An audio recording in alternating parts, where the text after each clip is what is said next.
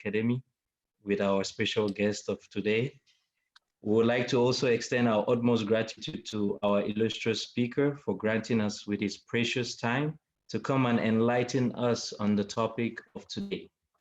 Joining me this evening will be our Director of Project, Ms. Jaran, Mr. Suleiman, Mr. Anas, and Ms. Amal, who will be assisting me during the course of the panel in case we face any technical difficulties, and they will help me with the question and partnership between Africa and Turkey within the Continental Free Trade Area or Agreement framework. Allow me to say that the African Continental Free Trade Agreement has the aim to create a single continent-wide market for goods and services and to promote the movement of capital and natural persons.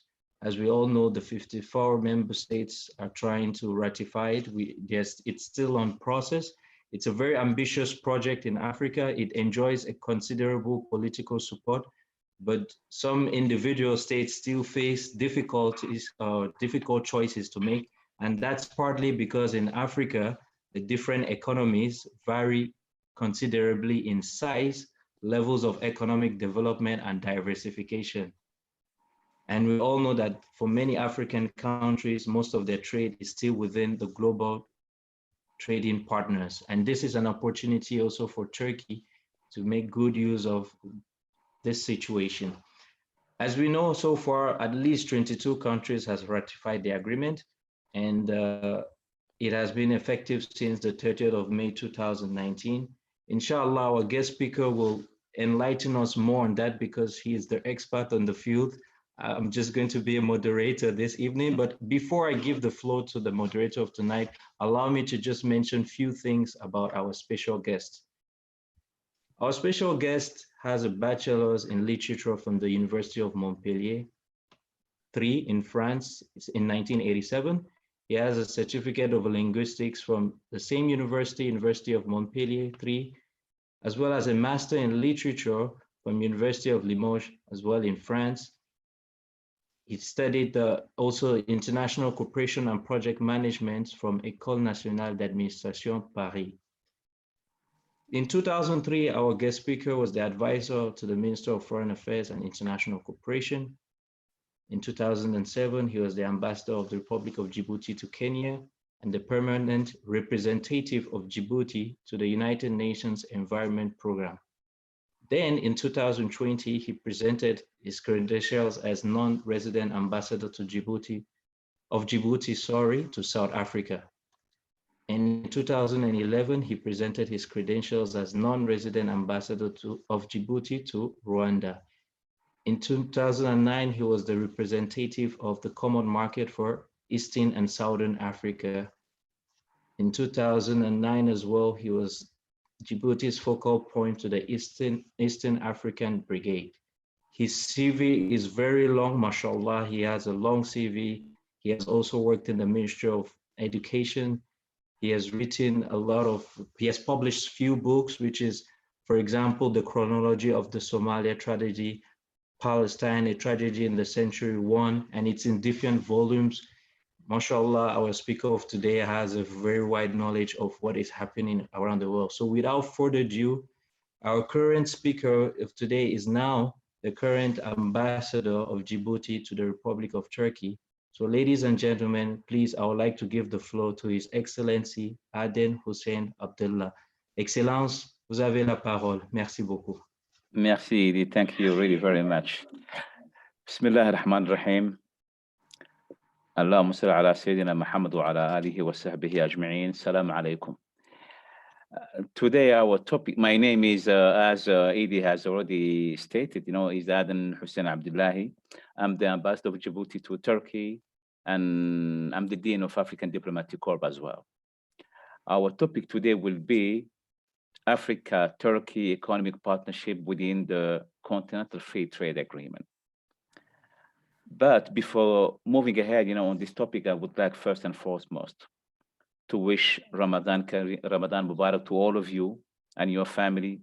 May this be a month full of blessings, warm and peace, and may Allah accept our prayers, our fast, and our dua, especially at this very difficult time where, you know, the whole world is facing the threat of coronavirus.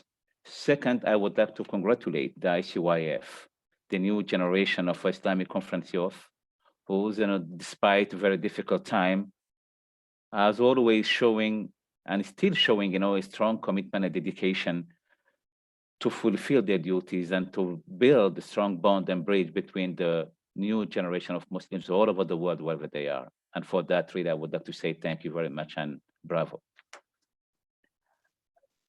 Our topic today is Africa, Turkey economic partnership.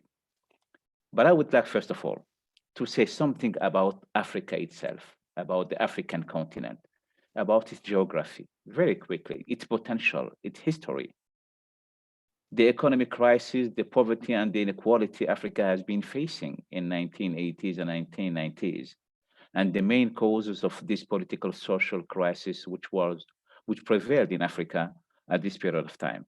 And then we will talk about the new Africa, what we call the Africa Renaissance, and the CFTA, and how Africa is committed to rely on itself, rely on its own resources, and try to build and promote the intra-African trade.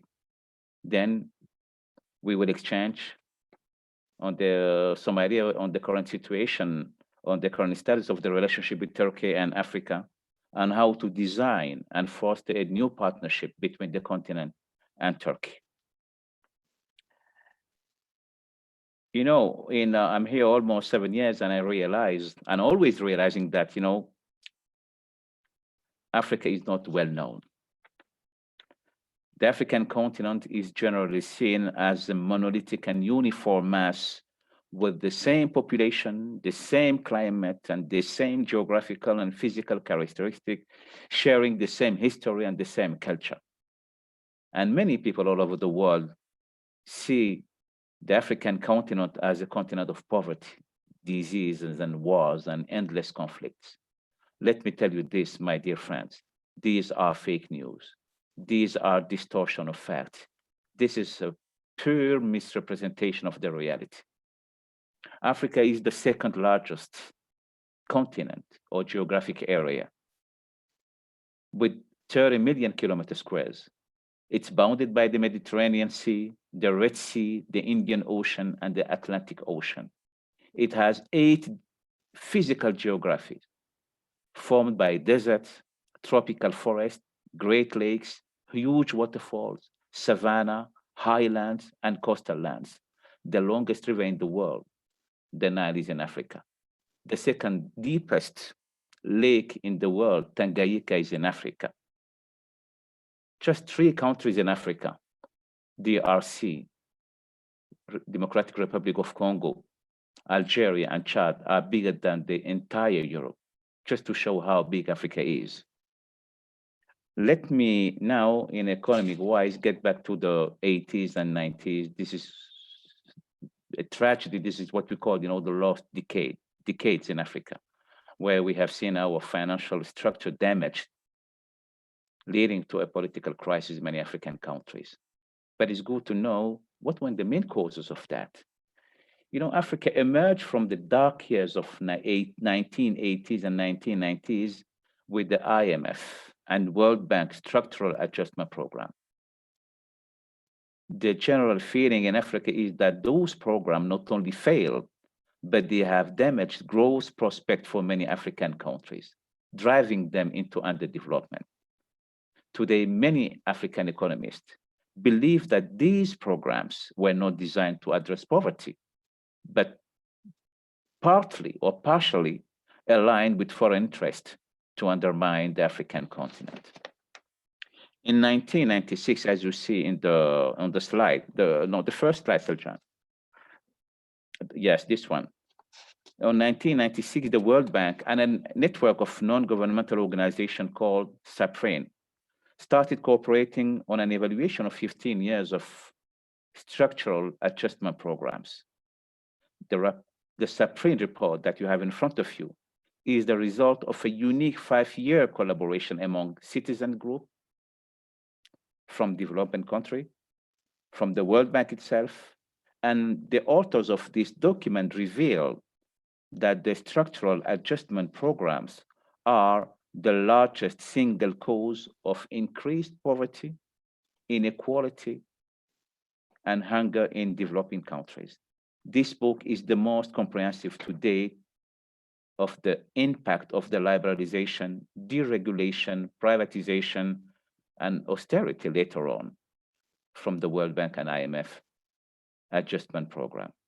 The economic policies imposed by the IMF and the World Bank had indeed dire consequences in many African countries, as you can imagine, in terms of extreme poverty, social tensions, internal political crisis, constitutional crisis, and sometimes open conflict between neighbors. In Africa, we estimate that at that time, on 80s and 90s, 11 African countries were in conflict. And we had probably between 3.8 and 4 million deaths. So as you can imagine, in those African countries, many African countries, let's say, humanitarian aid has taken precedence of a development project. This is the image of the Africa on late 80s and 90s. But today, the picture, my brothers, is completely different. This is the new Africa. This is what we call the Africa Renaissance. Africa with a new potential and economic ambition as well. Africa today is a new vision, a new leadership, a successful regional integration, and increasing growth rates. Africa is a huge continent, the second most populated continent in the world, with 1.3 billion inhabitants, which represents 16.8% of the world population. Africa is also a continent rich, immensely rich in natural, agricultural, and animal resources. And as Africans, we invested during the last 2 decades. We invested huge amount of money on huge infrastructure, ports, airline, railways, and road, adequate banking system. We paved the way to set up regional economic integration.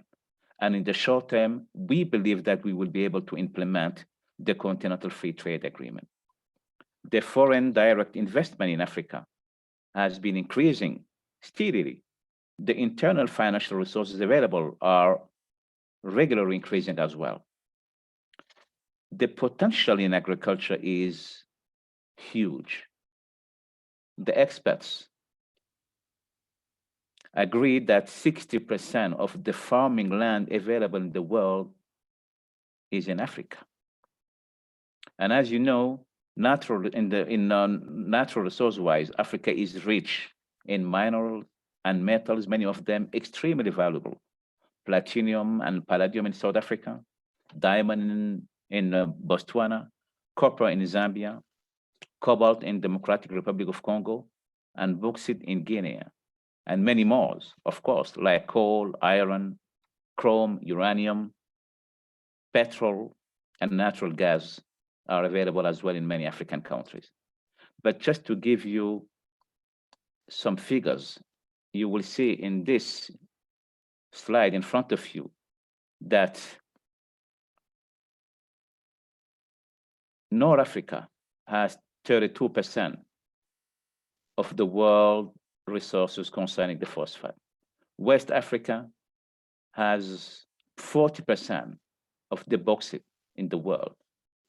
And the Central and Southern Africa they are sitting on 88% of the global resources concerning the platinum, 84% for chromium, 60% of the diamond in the world are in Central and Southern Africa, and 49% of the cobalt are in this area as well. So we cannot say that Africa is a poor continent. We cannot say that Africa doesn't have a future. Our belief today is that the continent has a promising future. It has recorded exceptional growth rate in the recent years. As a matter of fact, on 2018, as you see in the different slide that I will be showing you.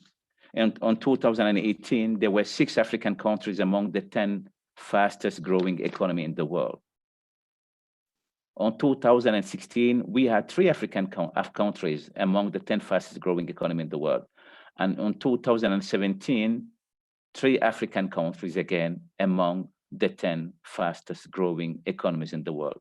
That's a clear indication that Africa is on the right path, that Africa is growing, and that Africa is, for many, many investors, this is the last frontier. This is the place to be.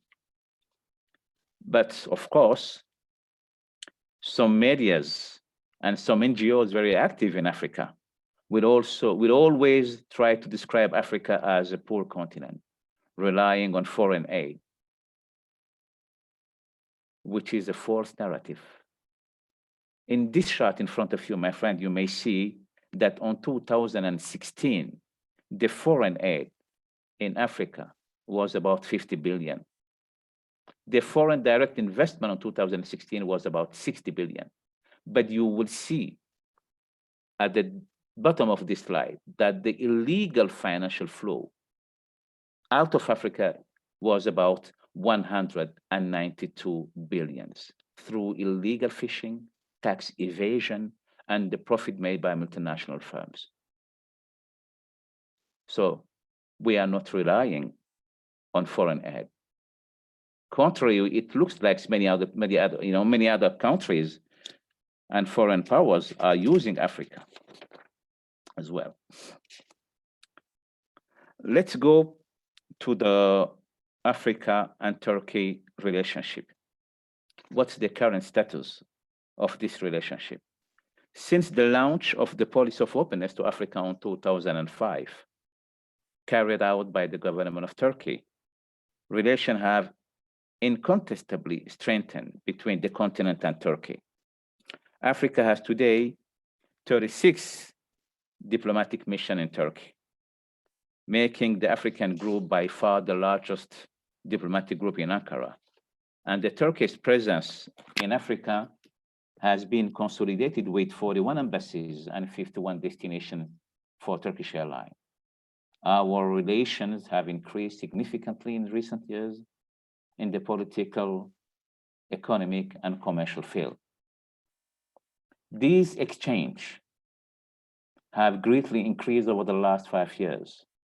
And those visits enabled our leaders from Turkey and from the African continent to get to know each other very well and to understand and evaluate what potential that we have, and how can we build a new space, a new political space, and a new political and economic cooperation that will benefit each and every one. The president of Turkey visited 27 African countries so far. I cannot count the number of African head of state, ministers, and other officials who were coming before the coronavirus, coming to Turkey. Every single week or even every 2 weeks, there was an African official delegation in Istanbul or in Ankara. On the multilateral side, the African Union recognized Turkey as a strategic partner in 2008. The same year in 2008, the first Turkey-Africa summit was held in Istanbul. The second summit took place in Malabo in Equatorial Guinea in 2015. And we will be having the 3rd edition of the Africa-Turkey partnership probably at the end of 2020 or the beginning of 2021. This partnership is working. And I'm very sure that this partnership will lead us, to a bright future.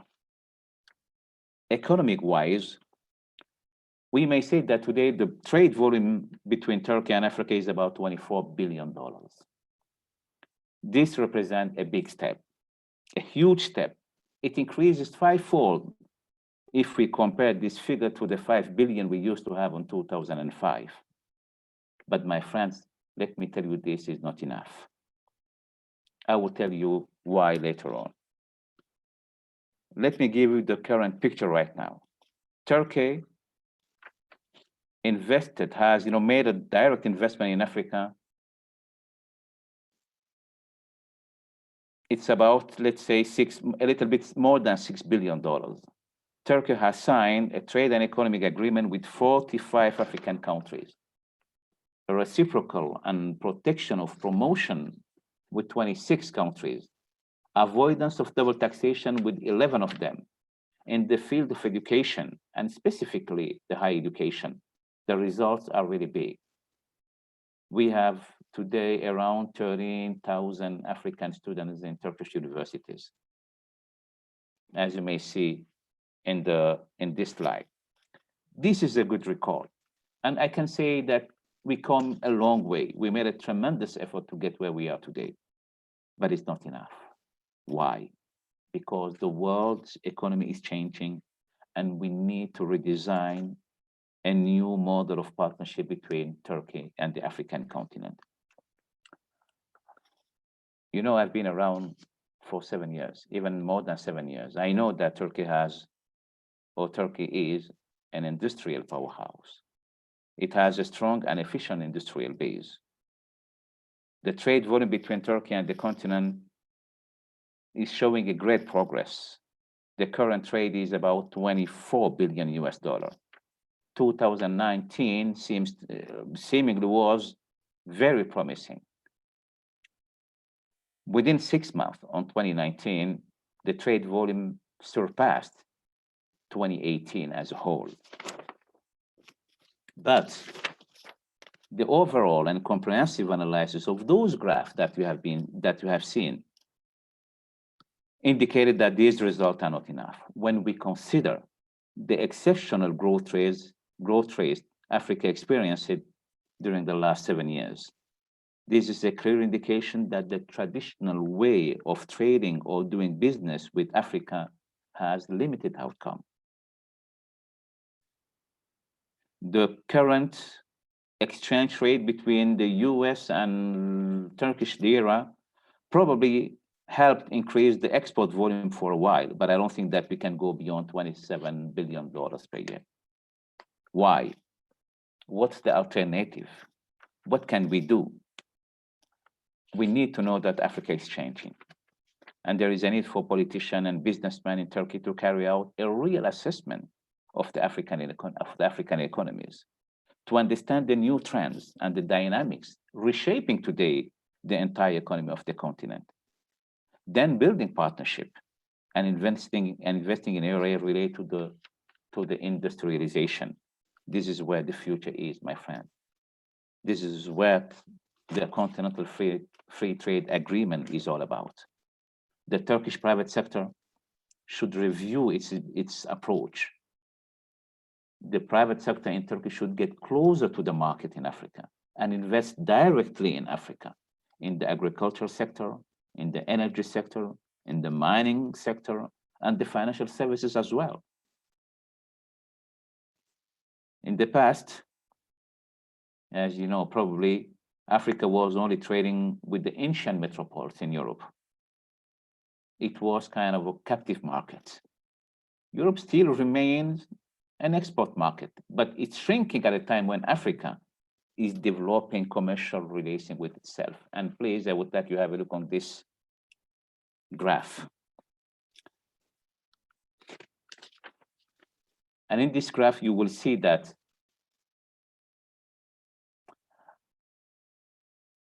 China, for the last 10 years, used to be the main or the major trading partner with Africa. Today, Africa is trading with Africa, and the major trading partner of Africa is Africa itself. The intra-African trade is still low. I agree with you, but it's increasing. It was about 10% in 2000. And in 2014, it was about 17.7%. Today, it's about 21%. These are mainly food and agricultural products and manufactured goods. But it's very important to underline that manufactured goods accounted for 43% of the inter-African trade on 2016.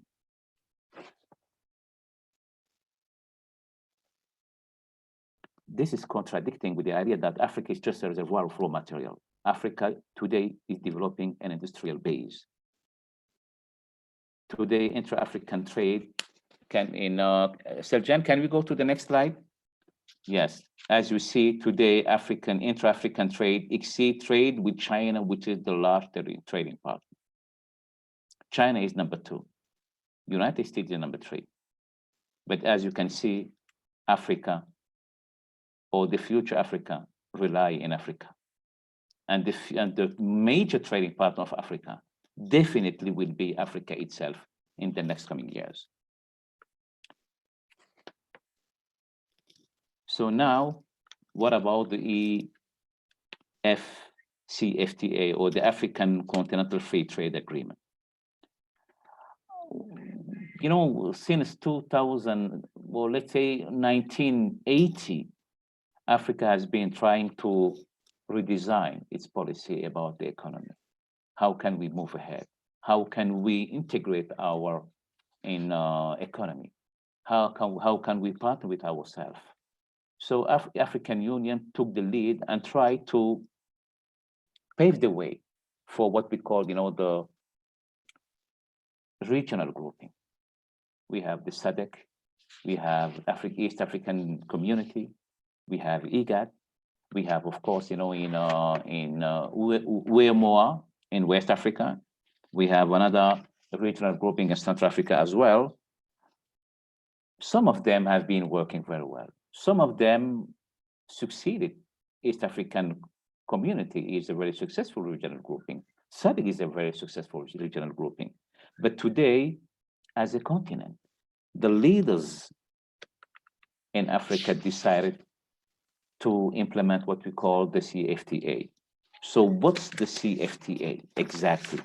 The CFTA is a formal agreement taken by African government and head of state to take a major step to boost regional trade and economic integration by establishing the African Free Trade Agreement. This is about creating a single market with the free movement of labor and capital. This is a market of over 1.2 billion people and with a GDP of $2.5 trillion. So now,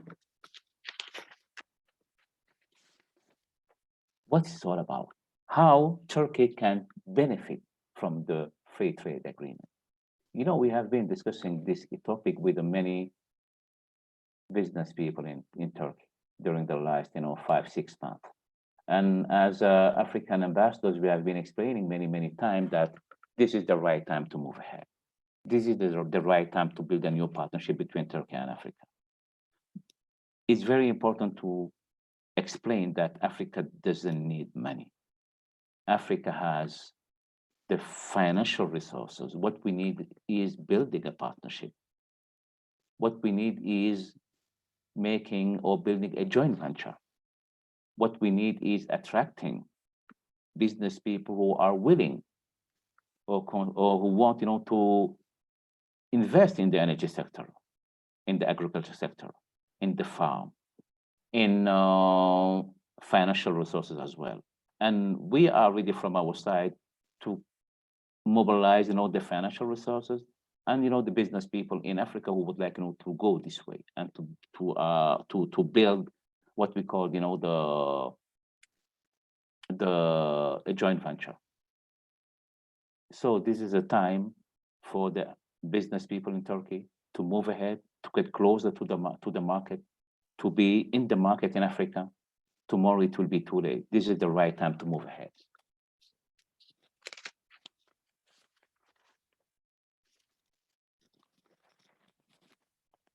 Hello?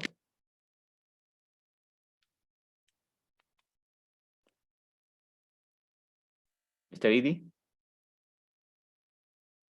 Yes, Your Excellency, we can hear you. Yeah. I think it's okay for me.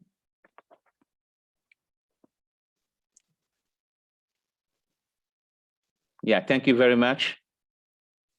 As a conclusion, I just want to say that, the Africa is open. Africa, build, a very liberal, and a single market with a free movement of capital and labor. And it's really high time for Turkish private sector to move ahead and to build partnership with Africans, business people. Thank you very much. Thank you very much, Your Excellency. Alhamdulillah, this is a very insightful presentation with a lot of statistics and numbers that even us who are Africans, who come from African countries, we didn't even know about them. Alhamdulillah, thanks a lot, Your Excellency, for clarifying on a lot of things we used to ignore. And I would like to apologize for not reminding the participants as well that you are the Dean of the African Ambassadors here in Turkey. Yeah, most welcome. And for those who are joining us now, the Excellency was basically trying to he presented a historical analysis of what Africa is all about, its geographical representation, its borders, and how Africa is blessed and rich, and that most people have a negative thought about Africa and think that Africa is a country and it has a monolithic culture, which is false. And the Excellency said it's a distortion of facts, which is true. However, His Excellency as well went on to tell us how the structural adjustment program, which was imposed by the Bretton Woods institutions, the World Bank and the IMF, the impact, the dire consequences it had on the African economy, the austerity measures, the privatization, especially after 1990s, which led to social tensions, open conflicts among states, just to name a few.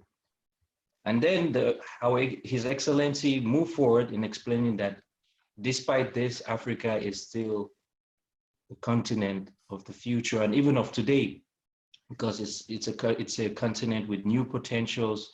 It's a continent with new leadership. Economic growth is really burgeoning. It has the second most highest population in the world. 60% of its land is available for farming, which is a lot when we compare to the global context. It has a promising future, as His Excellency said, and His Excellency moved forward now to talk about African embassies in Turkey.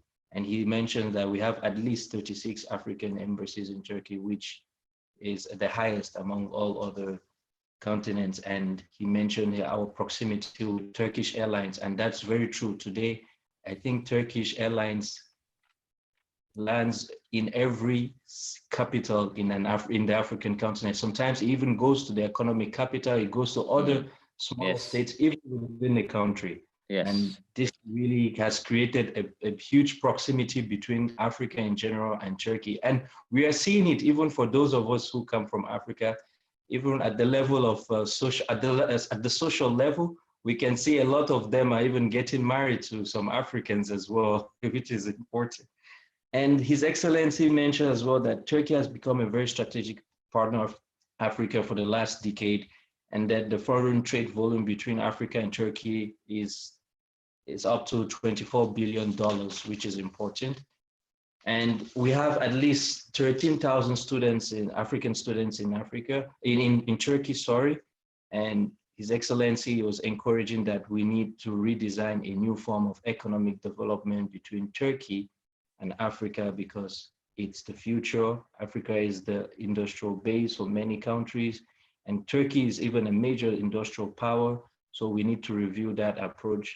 So without further ado, we're going to have a question and answer.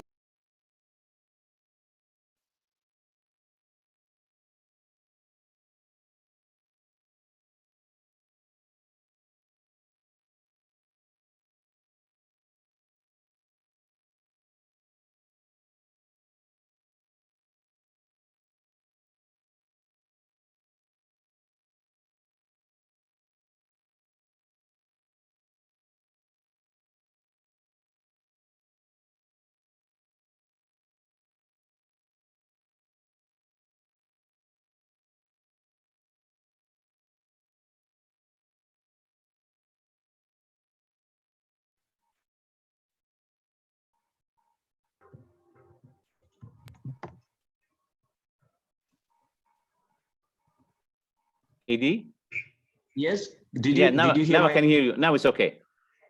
Okay. Well, the question is, what are the challenges in implementing the African Continental Free Trade Agreement? Yeah. Okay. I think it's very important to underline that, the idea of having the Continental Free Trade Agreement emerged or has been put on the table on the African Union Summit in Kigali on 2018.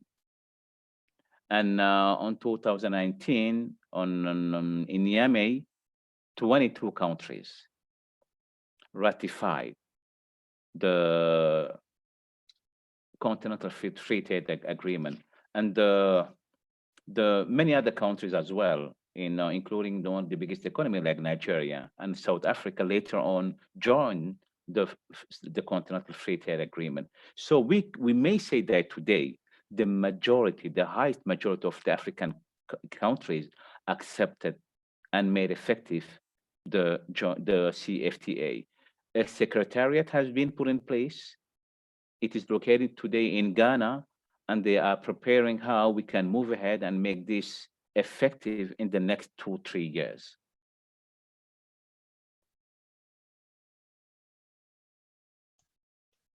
Okay, for the next question, can you hear me, Your Excellency? Yeah. Okay, thank you very much for that response. Here, there's a brother, he's called Mr. Umar Kali. He said, sir, you mentioned about the richness of Africa in terms of resources, which Africans know, but the reality is showing that if you check our standard of living, things should be, basically he's trying to say that the standard of living in Africa is very poor, the education is very poor, and we owe a lot of funds to IMF and World Bank. So how can we come out of this situation? I think it goes, yes, this is what the brother is asking. Yeah. I think we need to put this in the context. As I said, on 80s and 90s, Africa went through a very difficult time, and they were really facing a very tough and difficult time with, as I said, social tension, crisis, constitutional crisis. We know what happened, in many African countries, in the western part and in the Central Africa as well. But today Africa is different. So when we say Africa is still at the same place, really, I disagree with that. I will give you one example. Djibouti is the gateway of East Africa. Between Djibouti and Ethiopia, we have every day something like 1,600 trucks leaving the ports of Djibouti to Ethiopia on a daily basis. Above that, we have the electric railway conveying goods to Ethiopia as well. It's about today. 10 years ago, we had just 200 or 300 trucks.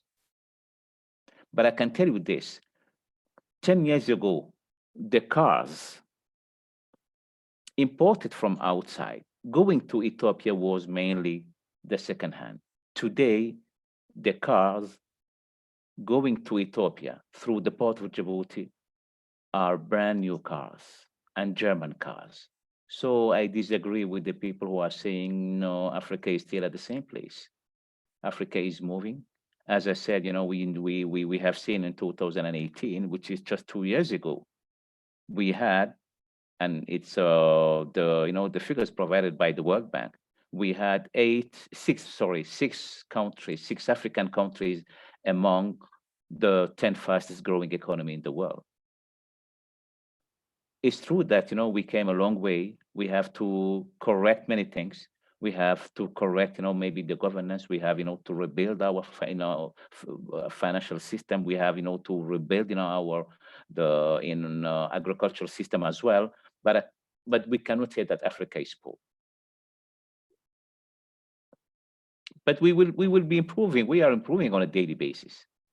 Let me give another example, Edie. On 2018, Theresa May, the former Prime Minister of England, she went for an official visit to Kenya. And at that time, 2018, I think it was in January or February, the President Uhuru Kenyatta, President of Kenya, welcomed her at the airport and told her, Madam, welcome to Kenya, Madam Prime Minister. This is the first time we are welcoming a Prime Minister from UK since 1985. So why suddenly Africa is so attractive for many countries? The second is, the Chancellor, of Germany, Angela Merkel, went on 2019, probably for the first time, because I've never seen her around. For the first time, she toured 3 or 4 African countries as well. And with her, we have seen many high CEOs accompanying her.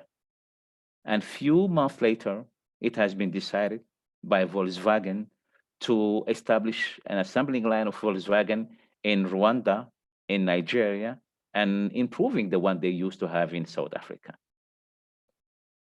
And few months ago, I think it was 3 or 4 months ago, the factory or the assembling line in Rwanda has already started producing Volkswagen. So this is the last frontier. Our belief is that, and many economists are saying the same thing, Africa is a future. Africa has 8,000 millionaires every year emerging. We have a huge in how can I say, margin. We are developing a lot, and we are increasing our our asset a lot as well. I don't think that we are going at the backward, and we are still at the same place. Poverty is, as I said, news, and the narrative relayed and conveyed by some NGOs working in Africa, because this is the way they are doing their business. And I'm blaming always, I want to tell that very clearly, all those NGO like Oxfam or Action contre la faim, who have been making the business in Africa. This is the people that I'm blaming always, because they have been always showing the bad side of Africa, never the right side, never the Africa who is going ahead. Merci beaucoup, Excellence. We have another question. Okay. The student is asking, many African ports, deep sea ports, are facing policies that may damage Africa to be an economic hub, including the debt trading policy or port renting policies, like the disputed encountered Djibouti port of Darole. Do you think that Africa has a plan for these policies? The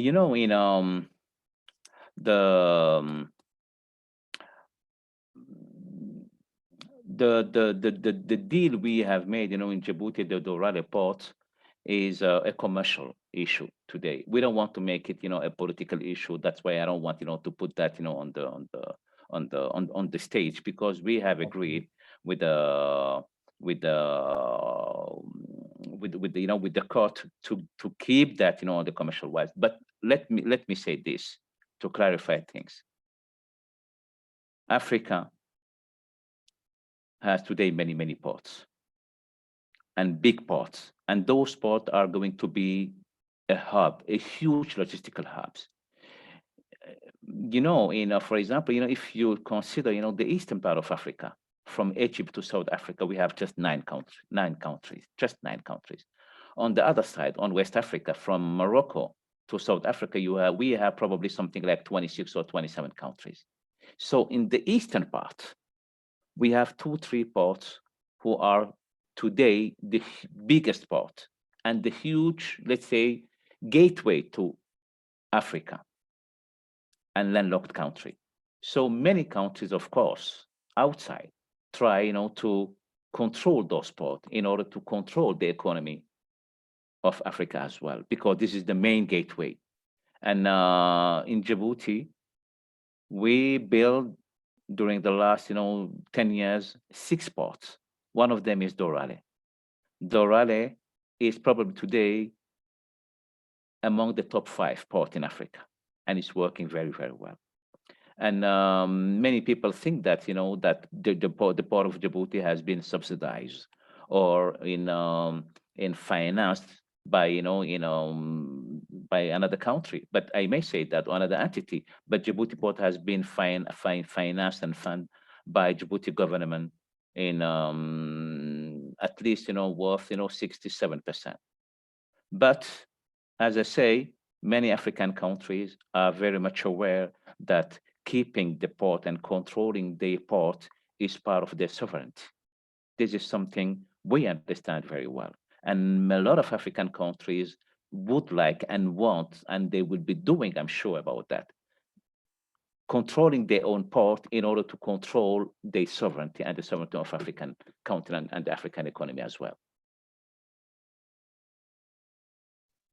Thank you very much, Your Excellency. Our next question is, what about North African issues such as Western Sahara? How could it affect the relationship among African countries? I know it's not part of the topic, but yeah, I don't know if you have to say something about it before I move on to the next question. Look, the North African, Saharan issue is a topic which is, always, on the table when it comes, to the African Union Summit.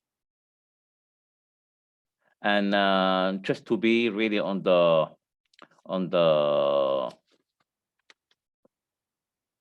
right way, I would like just, to refer to this gentleman who was asking the question. I would like him to refer, to the decision, and the decision and the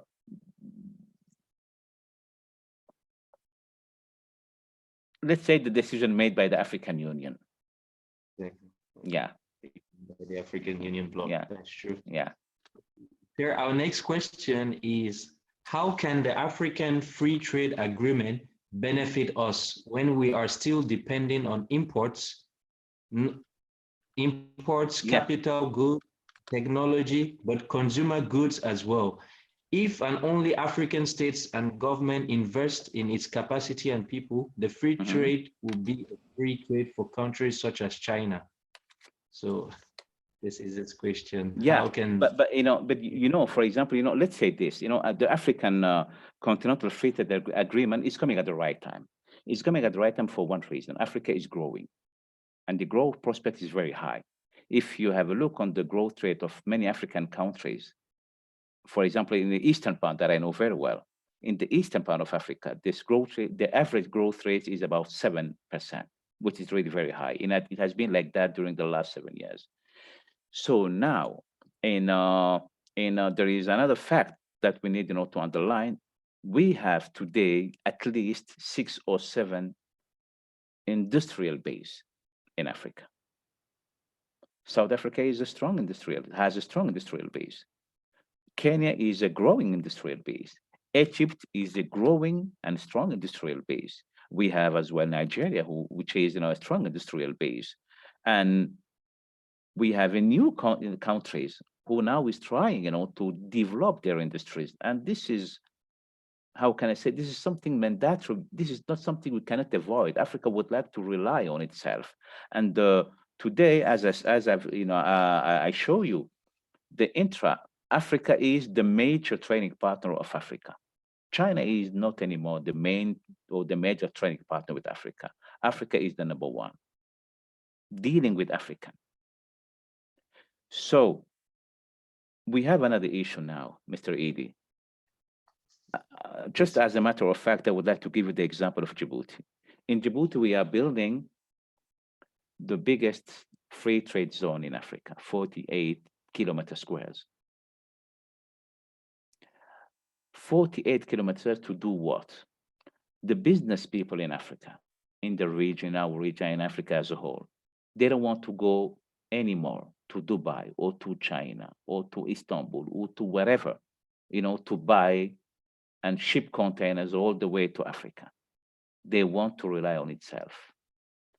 That's why we are building a free trade zone, and we know that many other countries are building their own free zones, and we have, you can mark my word, many business people from foreign countries, foreign companies, who came to settle down in those free zones in order to make business with Africa.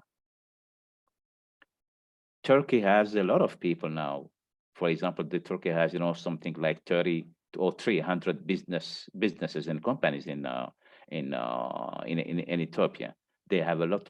They have a lot in Tanzania. They have a lot in Kenya as well, and in East Africa as a whole. And they have a lot of business people or companies who settle down in the Djibouti free trade zone. So I think that anyway, this is the new trend. If someone would like to deal with Africa or to trade with Africa, it's not going to be like, the traditional way of making business, just selling from outside. No, it has to go close to the market, and through joint venture, or he can run his business alone, but they have to get into the market, otherwise it's not going to work. And it's going to be anyway, the competition is going to be very tough. Goods coming from outside is not something which is going to work probably in the next 5-6 years. That's why many African countries encourage people or the business people or the private sector from outside coming and investing directly in the energy sector or the roads or housing or animal resources or farming and many other sectors as well. Merci beaucoup. Yeah, 3 questions before we end the session. Yes. It was sent to me in French. It's about African students. I'll read it in French and I'll just translate. Okay. Y a-t-il des fuites des cerveaux africains pour la Turquie? So basically, the student is asking if the brain wash of, not brainwash, sorry, a brain drain of African students coming to Africa, coming to Turkey. Yes. Okay, so I will maybe respond in French to this question. Okay. On a à peu près 13 000 étudiants africains qui sont aujourd'hui en Turquie. C'est énorme. C'est énorme, mais d'un côté, ça montre la qualité des relations qu'il y a entre le continent et l'Afrique. Mais je pense que beaucoup de ces étudiants, et moi j'en vois je vois des Djiboutiens qui ont fait leurs études ici, qui ont fait médecine, qui retournent chez eux et qui travaillent là-bas et qui gagnent bien leur vie. Je ne pense pas qu'il y aura des fuites des cerveaux. La fuite des cerveaux, c'était dans les années 80-90, quand les gens pensaient qu'il n'y avait aucun espoir en Afrique, que le développement était quelque chose d'inespéré, quelque chose qu'on ne pouvait pas prévoir dans les 10 ans à venir. Mais aujourd'hui, on voit beaucoup de gens qui étaient dans les capitales européennes ou américaines qui reviennent en Afrique, parce que c'est là où il y a une marge de manœuvre beaucoup plus importante. C'est là où ils peuvent construire quelque chose. On ne peut rien construire en Europe, tout a été fait, tout a été dit. C'est en Afrique où il y a une marge de manœuvre, c'est en Afrique qu'on peut construire, qu'on peut investir dans l'immobilier, qu'on peut investir dans les nouvelles technologies, qu'on peut investir, comment dirais-je, dans le agro-business. Je ne pense pas que les Africains qui vivent en Europe ou qui vivent en Amérique peuvent faire la même chose dans ces pays-là, mais ils peuvent le faire en Afrique. Et ils viennent, et il y en a beaucoup déjà qui viennent investir. Merci beaucoup, Excellence. For those who didn't get the French version, basically, His Excellency was saying many students who came to study in Turkey are still heading back to their respective countries because they know that the future is there, and he doesn't think that there's a brain drain for African students who leave from Africa to Turkey and decide to remain here. I myself, I can witness that because I have many friends who studied here and also went back. Your Excellency, you have another question. I think this is a very interesting question. It says, as you know, Madagascar has invented a traditional vaccine against the COVID-19. The question is, how can Madagascar inspire the whole African continent to promote its traditional medicine instead of relying on foreign medicine? Yeah, the COVID-19 really is a very big challenge for the whole world. And of course, as African, we need, to probably promote our own approach. But I think there is something that we need to underline. The way the COVID is affecting Europe is not going to affect Africa. If you have a look on the age structure of Europe, you will see that many of them, for example, let's take Italy. In Italy, 23% of the population has more than 65 years old. In France, 20% of the population has more than 65 years old. And in Europe as a whole, I think that, the average age is between 53 and 47. In Africa, the structural, the age structure is different. The average age is between 15 or 16 in Niger and 18 and 20. This is, the average age. So the African continent is young. And if you have a look, on the breakdown provided by many countries like China or in in Italy, you will see that, between 0 and 9, there is no disease. No one died. Between 10 and 19, we have cases, or there are a lot of cases in Europe, but there is no death. Between 20 and 29, many cases as well, but no death. Between 30 and 39, again, in Europe, in Italy, they have 0.3% of death and many cases. What I would like to say is that we will be affected, of course, in Africa, because, the COVID is spreading all around the world. But I don't think that, in terms of death, Africa will be hit, because this is a young population. If you have a look on the demographic profile, the document released by the ECA in Addis Ababa is very clearly stated that, the age group above 65%, they are about 3.8% in Africa. So the people who may be affected in Africa will not be more than 3.8 or 4%, and 20% average in Europe. So of course, now we need to deal with those cases, the people who have COVID-19, and we need, of course, to promote our own traditional, way of approaching, the diseases that we lost, with the modern life. But I'm sure, we will be having probably very genius guys who will be trying to find their way, like Madagascar as well. But again, I don't think that, economically we will be impacted, of course, because, there is a big, in the crisis, all around the world. But, medical wise, I don't think that, we will be having the same death toll that we are seeing all over the world. Thank you very much. I think these are the last two short questions. Is very short. It says, I'll just read both of them. The first one is, how can we erase from the people's perception that Africa is a bad place to live and to work? And the second one is, Dear Excellency, will Africa come out with a single currency like what we have in Europe? Can we anticipate it in the near future? Okay, how can we erase, the idea that, Africa is not a good place to go? Let's say, I think in Turkey, for example, this is what we are doing, as African ambassadors. We are going, to universities to explain how Africa is all about. We explain, the economy. We show, the figures. We explain the geography, the history, because as we said, in our introduction, many people think that, Africa is just a country and not a continent. And we have been explaining back and forth that, the people living in the eastern part are different from the people living in west or in the north. The same way someone living in Turkey is different than someone living in Thailand or Afghanistan or even Japan. This is the same thing. So, but the only way is to explain. This is, the really very hard work, but it's a pedagogic work. We need to go to the universities. We need to go to schools, to the lycée or high school, to explain what Africa is all about. But I think, it's up to the Minister of Education as well in Turkey to maybe, insert in their curricula in some lessons about Africa and the variety in Africa as well. Okay. I don't know, Your Excellency, are you willing to take one more question? Or I think there's one. It's okay. It's okay. I think we'll give them the mic, because I was told by the team that they are trying to talk to you directly. So who has the floor, please let he or she ask the question.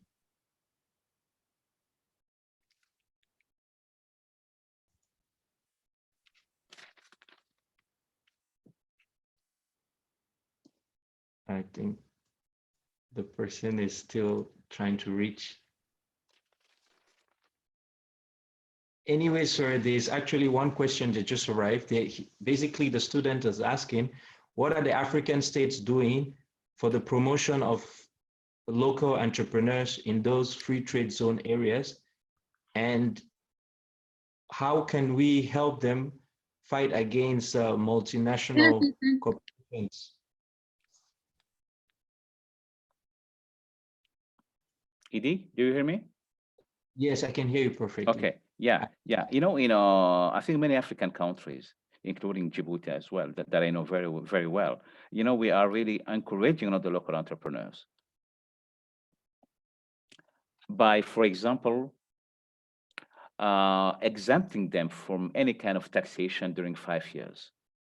No corporate tax, no tax, on the, no income tax, nothing. And above that, we are in providing loans for them, to start, their business as well. And I know that many African countries are doing the same, because we know that, this is, really time for the African leaders to promote the local entrepreneurs, the young entrepreneurs. And we have many of them in Rwanda, in Kenya, in Djibouti, in Ethiopia as well. This is, the young generation of entrepreneurs who are really the driving force of the new economy in Africa. And I think, they are most welcome. I think, they have to go there and to benefit from those exemptions. Okay, I'll give the floor to Mr. Ibrahim Noor Haj. Please do ask your question.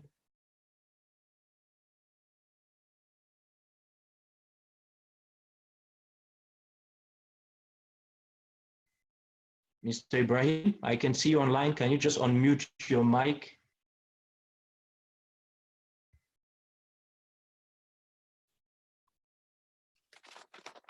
I think that will be the last question of today. As soon as Mr. Ibrahim asks his question, we can close the session. I know we want to make good use of our Ramadan time. Yes, definitely. Yeah, Definitely. I know we have to multiply our prayers and everything. Yeah. Alhamdulillah. I think Mr. Ibrahim is having some difficulties in reaching us.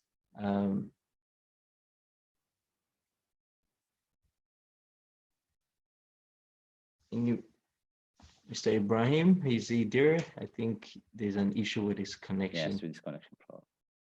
Yes. Okay, I think very much. Thank you so much, Excellency. You're most welcome, such a beautiful interactive session. It's unfortunate that we couldn't have you in our headquarters so that you could have a discussion with the students. Many of them diverse background from Africa, from Europe, from Asia, from the United States. It's very important how these young people are very eager to learn a lot of international relations. And that is mostly fascinating, is that most of them are not students of international relations. They are students of various backgrounds, but I think diplomacy is a charming field. It attracts a lot of people. Yes. So on behalf of ICYF, our president, His Excellency Mr. Taha, said I should extend his thanks to you. Thanks for accepting our offer and joining us and giving this beautiful presentation. I think many students now are aware of what Africa is about, the potentials that Africa has in general. The ICYF team is really thanking you. We usually have a tradition of giving a token of appreciation, but today we are online, so we can actually give you the token of appreciation, but our dua and prayers are with you and your family, inshallah, and for the whole world. So before I close the session, I just want to remind the participants, please do visit our website. We have a current activity which is going online. It's called Youth Ideation Challenge. Basically, it's an activity that helps us it challenges us on how we're reflecting on ourselves during this time. You know, how can we collaborate? How can we overcome the stress we are going through with this COVID-19? And we also have our volunteering training program that we are launching online. Please do visit. And we have our Ramadan contest as well. So please stay tuned with us for more interactive opportunities. Your Excellency, is there anything else you want to say as a concluding remarks? No, before once again, I would like, to congratulate you first, for the job you have been doing. And I know that, we missed, some opportunities, to meet directly in Istanbul. But I can promise again that, as soon as, the coronavirus issue will be sorted out, I will be coming to Istanbul. It's a promise. It's a real promise. Inshallah, Your Excellency. Yeah. We're Yes. looking forward to that, and Yes. please do come. ICYF is willing to welcome you. And for the participants, please, ICYF will always do its best to serve the youth under any circumstances diligently. Your Excellency, I wish you a happy Ramadan. Thank to you. and your Thank you again. family. God bless you. Shukran And lak. thank Shukran you lak. so much. Et à très bientôt. À très bientôt, j'espère. Inch'Allah. Bien sûr, Idi. À très bientôt. Merci beaucoup encore une fois. Merci. Excellence. Et au revoir. Au Et revoir, bon Excellence. Ramadan à tout le monde. Au revoir. Merci beaucoup, Excellence. Merci. Merci. Merci.